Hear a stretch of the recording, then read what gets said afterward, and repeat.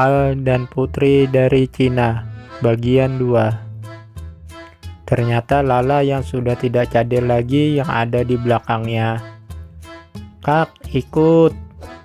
"Tidaklah," sang kakak melarang, berhubung ia sedang dalam misi rahasia. "Pokoknya ikut," rengek Lala. "Nanti papi sama mami marah sama kakak." "Ya udah, aku bilang sama mami sama papi dulu," ujar Lala yang langsung putar balik menuju tempat peristirahatan mereka. Entah angin apa yang membuat mami sama papi memperbolehkan anak perempuannya itu pergi. Mungkin mereka habis bernostalgia ketika papi terlihat 10 tahun lebih muda setelah meminum jus akil hasil penelitian Ali yang bisa membuat orang tersebut kembali terlihat muda. Namun bukannya muda, sifat papi jadi kolokan, persis seperti balita karena minum jusnya kebanyakan. Papi minum 1 jerigen penuh yang berisi ramuan itu. Tragisnya, Ali lupa membuat ramuan penangkalnya. Setelah perjalanannya nanti, dia akan membuat jus balik untuk papi tercintanya itu.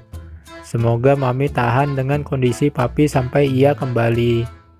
Kebayang kan gimana ngerinya mami kalau papi minta netek sama mami. Gigi papi kan segede-gede kapak. Sampai di terminal pukul 10.00 WIB, Ali meneruskan perjalanan dengan minibus. Dia melihat pemandangan yang sangat menyegarkannya. Banyak bukit dengan pohon-pohon dan sawah membentang sepanjang jalan.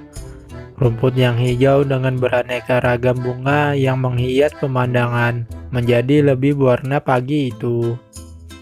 Sesampainya di perhentian minibus, mereka melihat jadwal kereta ke arah desa Soka yang berjarak 70 km dari situ. Kereta berangkat sejam lagi. Ali dan Lala menunggu kedatangan kereta itu dengan melihat tempat penjualan cenderamata. Banyak barang kerajinan yang dijual di sana. Lala meminta sebuah gelang berwarna pink untuk dipakainya. Tak terasa, kereta pun datang. Setibanya di lokasi, waktu sudah menunjukkan pukul 13 WIB. Lala sedikit mengantuk karena itu adalah waktunya tidur siang. Perjalanan ditempuh dengan berjalan kaki sepanjang 5 km sebelum tiba di desa Soka. Di sana mereka akan istirahat untuk makan siang di kedai pinggir jalan untuk memulihkan kondisi mereka yang agak capek. Apalagi Lala yang sudah merengek minta pulang. Ali pun selalu membujuknya karena Lala mudah dibujuk. Maka Lala pun meneruskan perjalanan dengan senang. Dia mengatakan bahwa akan bertemu dengan Princess Elsa dari kartun Frozen seperti idolanya itu. Sesampainya di desa Soka, ia pun mulai mencari keluarga keturunan Cina yang tinggal di sana. Para penduduk pun tidak mengetahui dengan pasti, tapi ada beberapa nama yang ditenggarai berasal dari rumpun Cina, seperti Pai Suchen, Cut Pakai, dan Wong Pehung. Namun Ali merasa mereka adalah nama-nama artis atau peran dalam film siluman ular putih, Kera Sakti, dan Wong Pehung dalam cerita Kung Fu Master. Kenapa tidak sekalian saja nama-nama artis masa kini seperti Jisoo atau Lisa Blackpink, atau yang dari Indonesia seperti para member JKT48 yang kebanyakan memang sipit atau keturunan Cina. Ali masih harus menemukan pesan dari mimpinya itu. Tiba-tiba ia teringat dengan pepatah dari suhu Aceng yang mengatakan, di dunia ini semua diciptakan berpasangan. Ada yin dan yang, ada utara dan ada selatan. Ali mulai membangun tenda untuk Lala yang tertidur pulas. Rencananya sampai besok pagi, baru ia akan mencari rumah penduduk untuk menginap. Ali mendirikan kemah di sebelah warung kopi dan toilet umum. Malam itu Ali memesan secangkir kopi di kedai dan tanpa sengaja mendengar percakapan kedua pria yang tengah asik menyerumput kopi pahit sambil mengambil gorengan yang disajikan di atas piring. Seketika itu ia menemukan petunjuk untuk menemukan sang putri Cina itu. Suhuyo kemarin meninggal dan mewariskan sebuah gunung dengan sawahnya untuk anak semata wayangnya dan cucunya yang disuruh mengurusnya. Pak Kades membuka percakapan. Loh, jadi dia mengurus warisan di tempatmu, seloroh sang pria itu. Iyalah, aku kan kades sementara. Setelah kades yang dulu ikutan warganya judi togel, katanya biar tembus 5 angka. Terus kabarnya selanjutnya gimana? Apanya? Tanya Pak Kades. Ya cucunya itu, cantik nggak? Pria itu penasaran. Iyalah, cucunya sudah ada di situ sejak 5 hari yang lalu. Dan katanya besok dia bertolak karena sudah harus mengurus kelulusannya. Wah, berarti dia masih muda dong. Sepertinya masih SMU, jelasnya. Kira-kira cocok nggak sama aku? Ujar sang pria itu. Memangnya istrimu mau dikemanain? Wajah Pak Kades jadi kecut. Hei, iseng aja.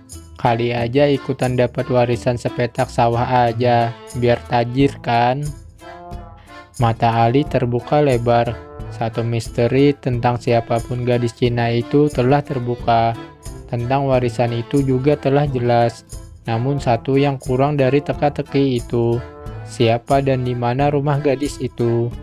Karena menurut keterangan kades itu, besok ia akan kembali pulang ke tempat asalnya. Artinya, malam ini dia sudah harus menemukan tempat sang gadis itu tinggal. Dan kakek tua yang disebut Yo itu adalah seorang suhu, artinya guru dalam bahasa Cina. Ali memutar otak untuk bisa membuka percakapan dengan sang kades yang duduk tak jauh di sebelahnya. Permisi, numpang tanya Pak, sambil pura-pura bertanya. Iya, apa yang bisa saya bantu Dik? Jawab Pak Kades itu kemudian. Bukan apa-apa Pak, saya punya adik yang sedang saya tinggalkan di tenda sebelah. Ali menerangkan pada Pak Kades. Oh ya, lalu Pak Kades sedikit melempar pandangan ke arah yang dituju.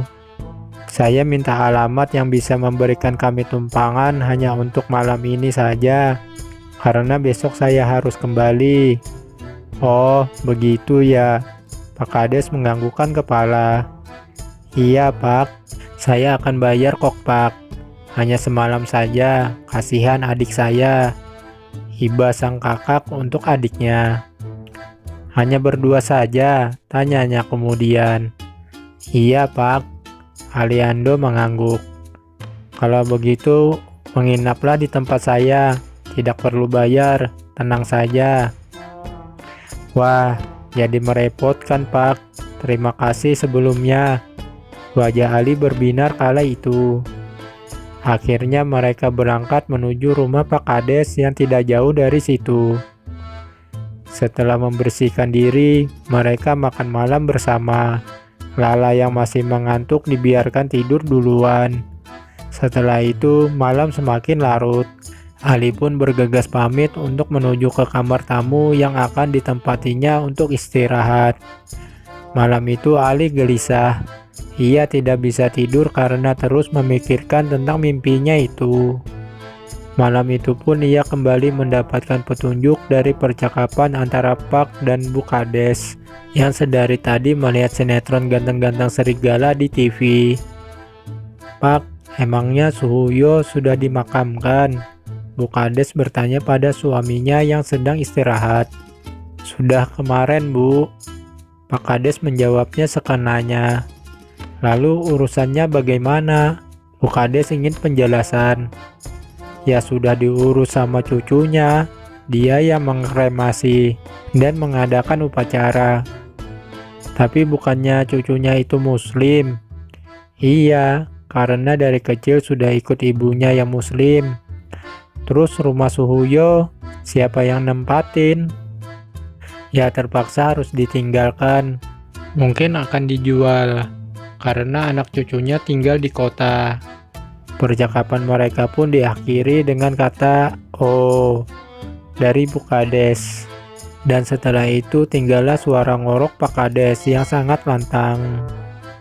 bersambung.